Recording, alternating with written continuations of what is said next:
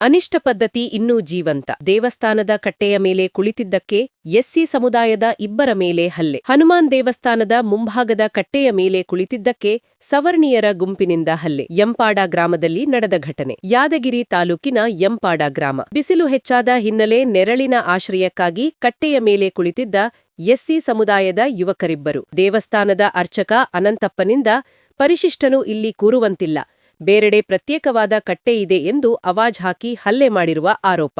ಅಲ್ಲಿಯೇ ಕೂರಬೇಕೆಂದು ಹಲ್ಲೆ ಮಾಡಿದ ಸವರ್ಣೀಯರ ಗುಂಪು. ಸಂಬಂಧಿಕರ ಮಗನ ಜವಳ ಕಾರ್ಯಕ್ರಮ ನಿಮಿತ್ತ ತೆರಳಿದ ಎಸ್ಸಿ ಸಮುದಾಯದ ಯುವಕರು ಈ ವೇಳೆ ದೇವಸ್ಥಾನದ ಕಟ್ಟಿ ಮೇಲೆ ಕುಳಿತಿದ್ದರು. ಘಟನೆಯಲ್ಲಿ ಸಮಾಜ ಕಲ್ಯಾಣ ಇಲಾಖೆಯ ಡಿ ದರ್ಜೆ ನೌಕರ ಅನಿಲ್ ಕುಮಾರ್ ಹಾಗೂ ಸಿದ್ದಲಿಂಗಪ್ಪಗೆ ಗಾಯ. ಯಾದಗಿರಿ ಏಮ್ಸ್ ಆಸ್ಪತ್ರೆಗೆ ದಾಖಲು. ಗುರುಮಠಕಲ್ ಪೊಲೀಸ್ ಠಾಣೆಯಲ್ಲಿ ಕೇಸ್ ದಾಖಲು. ದೇವಸ್ಥಾನದ ಅರ್ಚಕ ಅನಂತಪ್ಪನವರನ್ನು ವಶಕ್ಕೆ ಪಡೆದ ಗುರುಮಠಕಲ್ ಪೊಲೀಸರು.